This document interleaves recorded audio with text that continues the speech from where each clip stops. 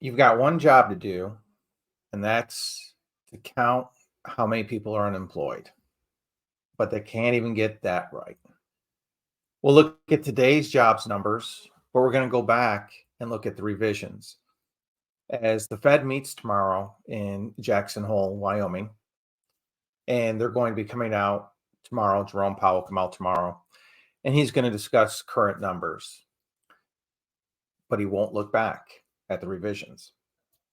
So my name is Brendan Rendo with the Homes in Orlando team, and this is the Orlando Real Estate Buzz. We come to you each week to discuss what's going on economically and how that's affecting the housing market and interest rates and where we see everything going from here. Where I wanted to start out this morning is we came out with the new jobless numbers, which overall looked very strong. When we look at them here, the advance figure for seasonally adjusted initial claims was 230,000. That's a decrease of 10,000 from the previous week. So if you're looking at this and I'm Jerome Powell, I'm thinking, okay, things are strong.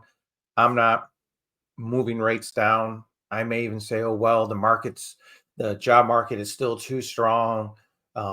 We actually need unemployment to go up higher. We need more pain, as he put it several months ago. We need people to feel more pain.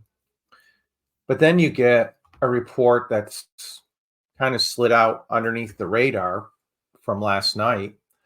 And that's the Bureau of Labor Statistics came out and revised the numbers back in March.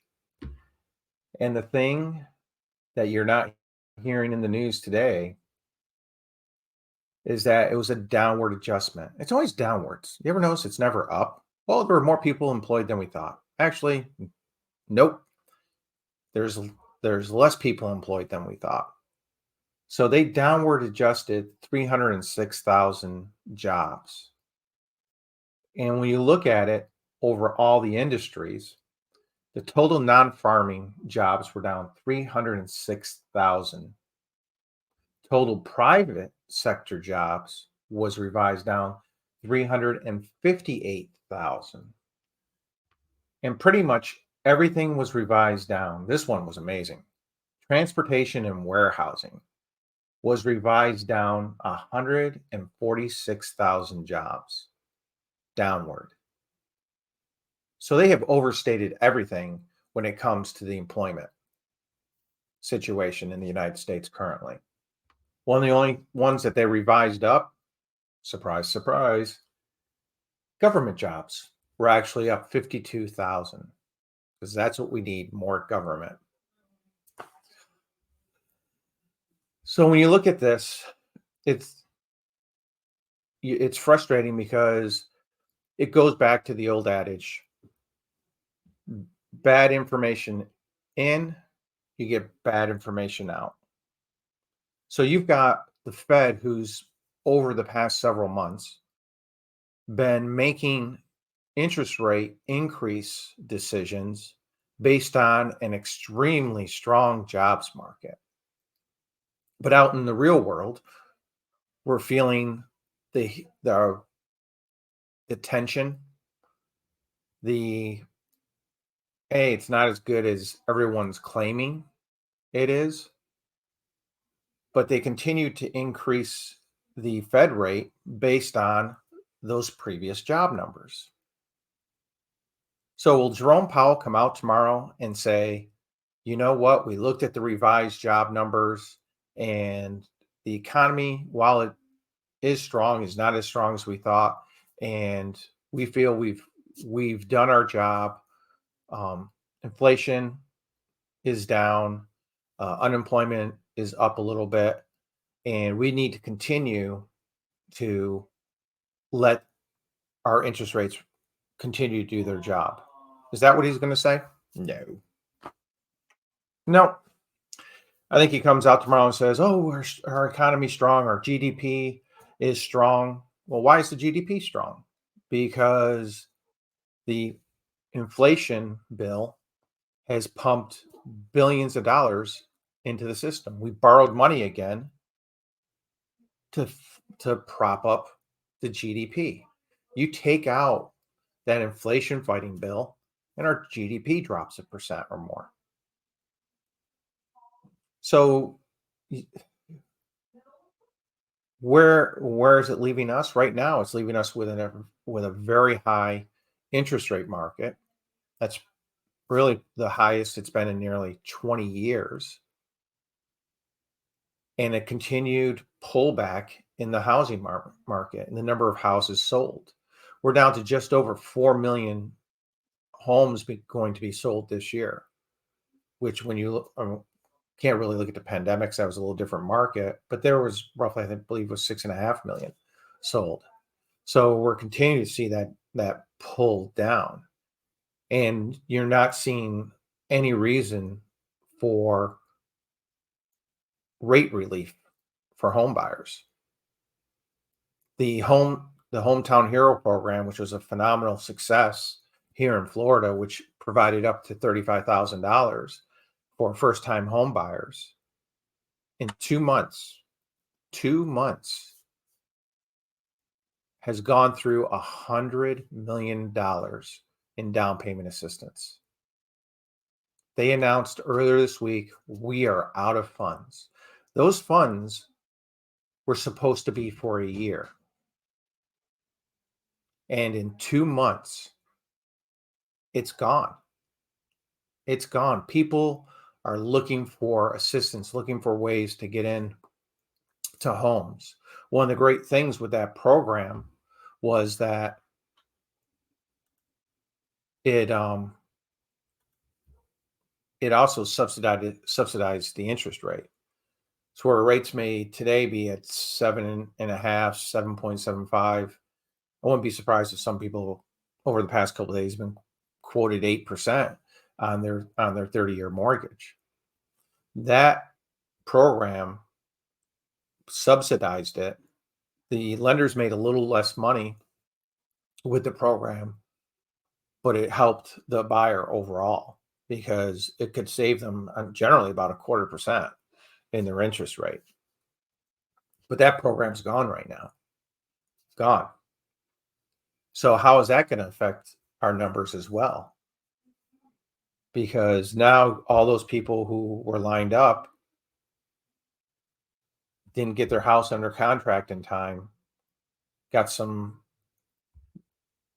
a not so pleasant call from their mortgage lenders in the past 24, 48 hours that I'm sorry, we're out of funds. We can't help you. So that's going to be interesting to see how that over the next couple of weeks changes the numbers, because it's going to take about 30 days for all that to flush through. Because as long as, really by Friday of last week, as long as you were under contract, they set the money aside.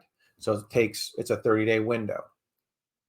They've got 30 days to close those loans. So towards now end of September, are we going to see numbers in Orlando start to drop again, the number of sales drop again, because now we've pulled those first-time home buyers out who no longer have funds through the Hometown Heroes program.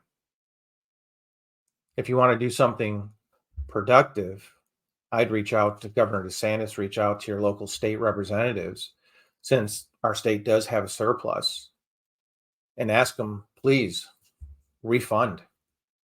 We've got another 100 million set aside. Please refund this. Please continue to help, especially with these high interest rates. Please replenish that another $100 million into this program. Do I think we'll be gone just as quickly? Yes, I do. Yes, I do, because consumers are tapped out. The average debt to income right now on most loans is 40% for the housing portion, which means you've only got 10% for other debts.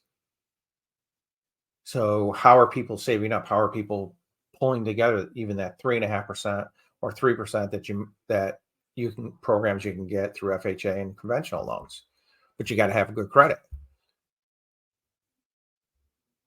So there's a lot of, I'm sure you can sense it, there's a lot of frustration in the housing market right now. because you want solutions, you want to help people get into homes, but it's making it very difficult. And you got to look outside that box and look at ways to help people structure deals that make sense for both the seller and the buyer.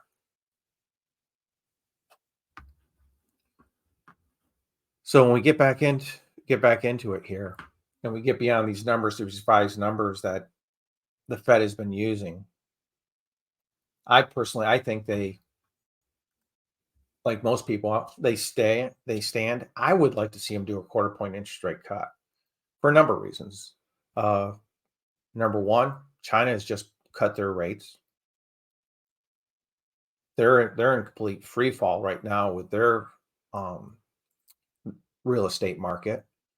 They've had a number of their top developers missing bond payments, and they're going to crash. Their real estate crash is going to be worse than ours in 2007, 2008. Their real estate crash is going to be absolutely horrid. So you've got that going on. You've got the numbers being revised, and just the overall debt of the consumer going up over $1 trillion now with credit cards. So we need there has to be some kind of relief. And the relief that we need is, quite honestly, we need a cut in the interest rates. We need to pull that back, because the commercial market is also being hurt tremendously. And commercial is a good indicator where the residential is going to go. Usually about a year and a half, you'll see the commercial start to hurt. You'll drive by malls, you'll see more vacancies. You'll see less building going on. We're very fortunate in Orlando here that we continue with the building. But, how long will that continue with the interest rates? Because those are projects that were already in place.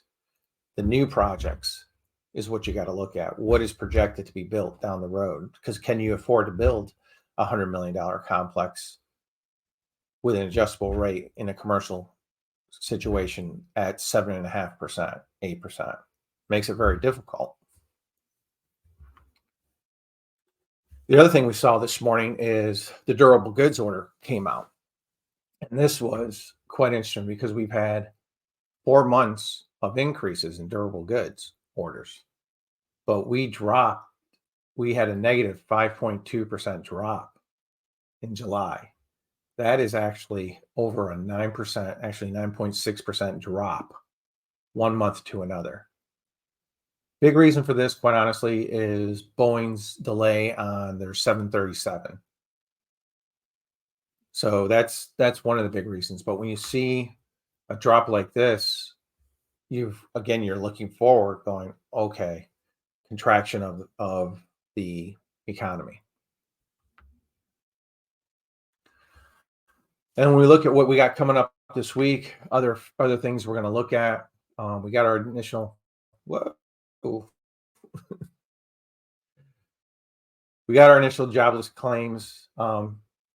Next week, we've got our GDP numbers.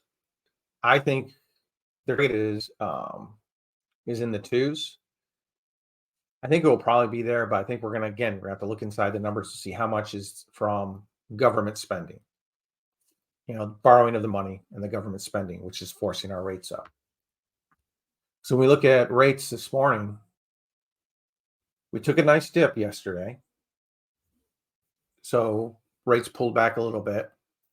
But this morning, again, we're back on the ticker up. And rates are holding in that 7.5% market right now. So what do we do to help buyers? What do we do to help sellers?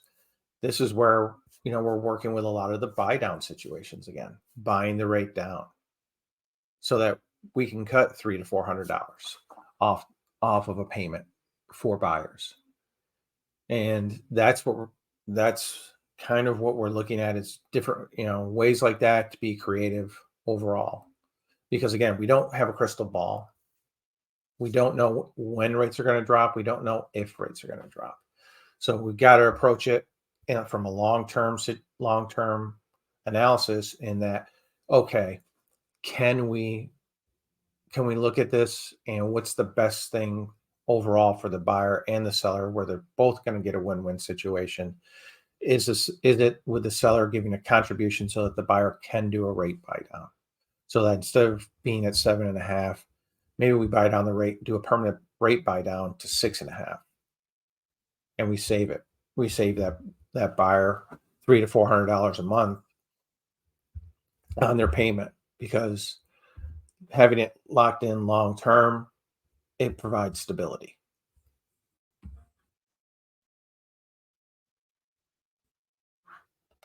So let's hop into our numbers for Orlando. And this week we're moving along. We're just chugging at a consistent rate. You see 422 sales this week from 416. Numbers haven't fluctuated much whatsoever over the past several weeks. We did get again another small increase in inventory. I think with the rates going up this time of year, I think we're going to slowly, continually see that increase. The place where it's really starting to turn from a seller's to a buyer's market, though, is in the condos. We saw our condos stay fairly consistent again, 150 during the week and 131 last week, and we increased the condo inventory again. I've got a couple clients who are currently looking at condos as investment properties, and you're seeing where we had 1 or 2 pages to look at, we've now got 4 or 5 pages to look at.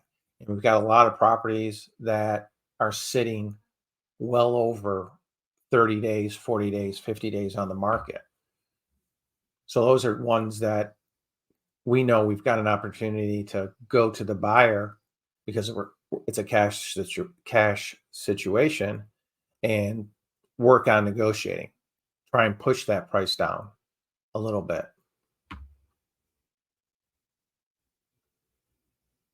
Here we see single family homes. Our average days on market has gone up a couple days, but this was interesting because I always look at this on a week-to-week basis. The original list to sales price and the final list to sales price. This one, to me, the original list to sales price is more important than the final, because what this is showing is we dropped down to 94.66. So on average, sellers are dropping over 5% off their original list price. So on a $500,000 house, that's $25,000 on average that they're dropping. And I went back and looked at last week's, and you see last week was 95.8. So the past week, which makes sense because we started spiking in the interest rates, sellers dropped a full percentage off their original list price compared to last week. So we're down to 94.6. The previous week, we're at 95.8. And we're 38 days on the market. So sellers are having to get a little more aggressive than they have been in the past in selling their homes. Where earlier this summer, we had been back up at 98%. So in a short period, within a couple months, we've dropped 3 to 4% off the original sales price of a home.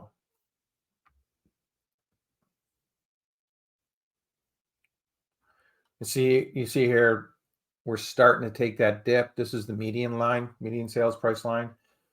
I look at this a little more than I look at the average, and you can see that it's starting to take a dip downwards, which again makes perfect sense.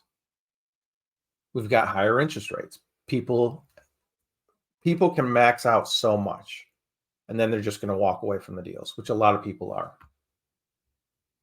And you see our weekly sales, where our period average was about 473. Really, since the beginning of July, we've been more below the average than we have pushed up above. So our new average, I think you're going to see over the next couple months, is you're going to see this period average drop from roughly 470. We're going to probably see this drop down closer to 400 and stay just above 400. And if you think about that, this is Orlando.